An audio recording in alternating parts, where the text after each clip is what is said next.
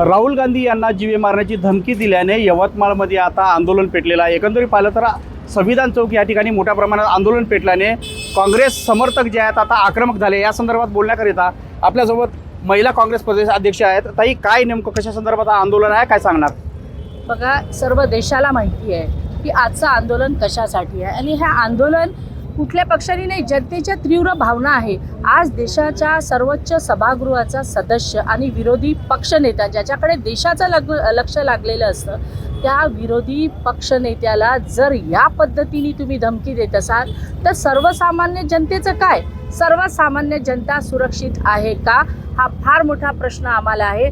देशाच्या पंतप्रधानाला मला विचारायचं आहे की सभागृहाच्या सदस्याची जी हे असते ते तुमची असते, परंतु त्याकडे तुम्ही दुर्लक्ष करताय। मारवा ज्या पद्धतीने राहुलजीबद्दल बोलले, माजी पंतप्रधान इंदिराजीबद्दल बोलले, त्यांच्या सुरक्षतेचा फार मोठा प्रश्न उपस्थित झालेला आहे।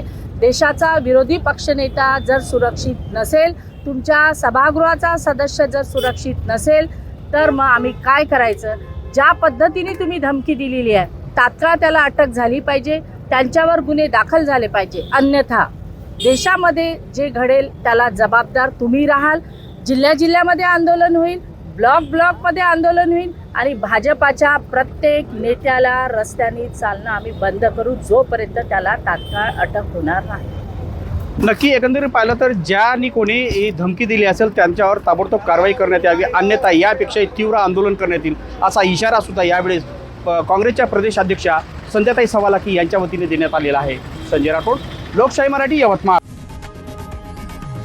लोकशाही मराठी, ऐका, पहा, जागरूक रहा।